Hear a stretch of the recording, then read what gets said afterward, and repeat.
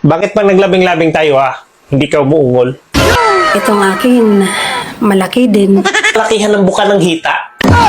Okay, bago tayo magpatuloy mga ka-idol, meron na po muna tayong shoutout. I-shoutout natin ang National Family dyan sa Malta. Yan, shoutout sinong lahat dyan mga ka-idol. At sa nagpa-shoutout kagabi na nawala yung comment mo, comment ka lang dito para ma-shoutout ko na yung pinapa-shoutout mo idol.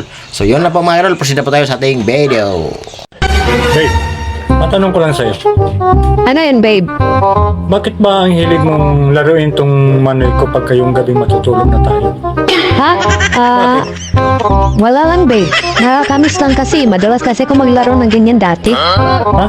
Kala ko ba ako ang first boyfriend mo? Eh bakit namimiss mo? Siguro nilalaro mo din dati yung sa ex mo. Hoy, wala akong ex ha. Tsaka totoo naman ikaw ang first boyfriend ko. Ba't mo sinabing namimiss mo? Eh, kasi babe, meron din akong ganyan dati. Pinunto ka. Bakit pag naglabing-labing tayo hindi ka umuungol? Eh, bakit mo naman ako paungulin? Eh, kiliti yung nararamdaman ko eh. Kasi yung mga kakilala ko, ang asawa nila, ang lalakas daw umungol. Ikaw, imbis na uungol, tumatawa ka. Huwag mo ikumpara ang sarili mo sa kanila. Eh, bakit naman? Malalaki yung sa kanila eh. Pangkiliti lang yung sa'yo.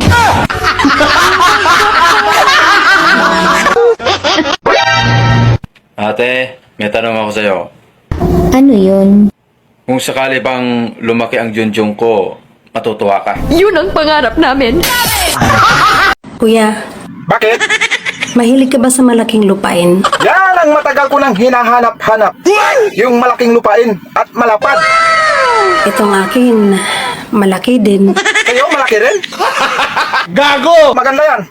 Baka gusto mong pasyalan. Ha? Pwede pasyalan? Baka madamo yan. Magastos pa ako. Hindi, buweset ka talaga. Pinasok mo pala talaga lahat. Lagot ako neto kina mama at papa. Huwag kang mag-alala, mahal.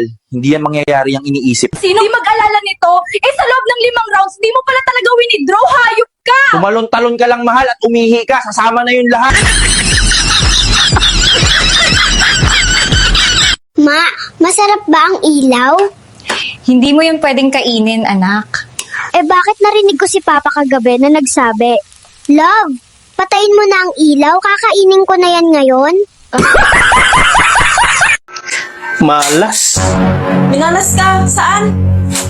Sa kompetisyon na sinalihan ko, di ba? Sayang din yun, 100k din yun. Ano bang competition yan? May maliit na bagay kami ng patatamaan. Di ko alam kung anong bagay yun, basta halos ganyan lang siya kalito.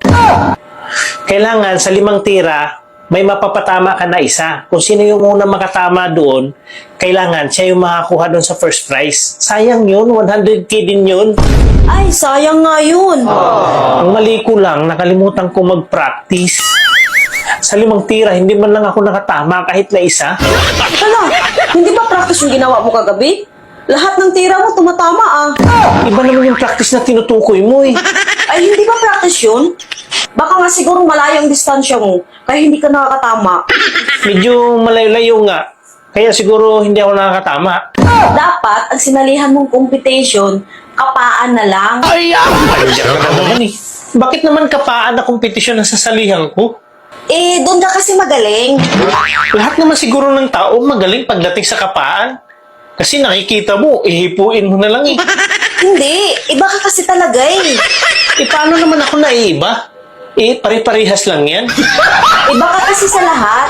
Kahit tulog ka, pag once naka-off yung ilaw, kusang gumagapang yung kamay mo. Hindi naman ako siguro ganun. At saka alam na alam ha, kung saan pupunta yung kamay. Partida pa yun ha, tulog ka pa niyan. Bakit ba ako laging pinapatamaan mo? Talo na nga eh. Inaasar mo pa. Bakit ikaw hindi ka sumasali sa competition? Wala naman akong talent sa mga ganyan. At ano naman competition ang sasalihan ko eh, hindi naman ako magaling. Akala mo lang hindi ka magaling. Pero sabihin ko sa'yo, mahusay ka talaga. Magaling ako? Saan? At anong competition naman yan? Alam ko magaling ka dito eh. Yung palakihan ng buka ng hita. Araw ba yan o gabi? Gabi. May ilaw ba o wala? Ay, syempre, mayroon. May competition ba na walang ilaw? Paano makita ng mga judge yun? Ay, talo na tayo pag ganyan. Eh, bakit naman talo agad? Eh, hindi pa nga nag-umpisa yung laban. Eh, may ilaw eh. Hindi yan bumubuka ng malaki sa maliwanag. Sa madilim lang.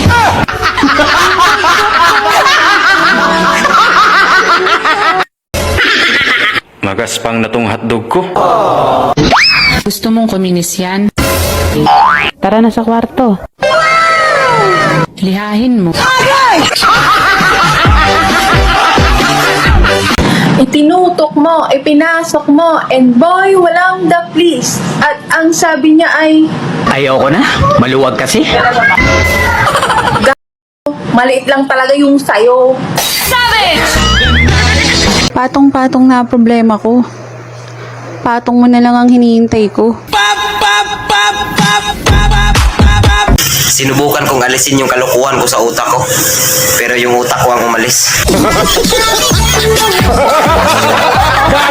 Hapit na barangay eleksyon. Naanasad tayo masugatan ani. Sigig misi. Murag iring gikabuhi.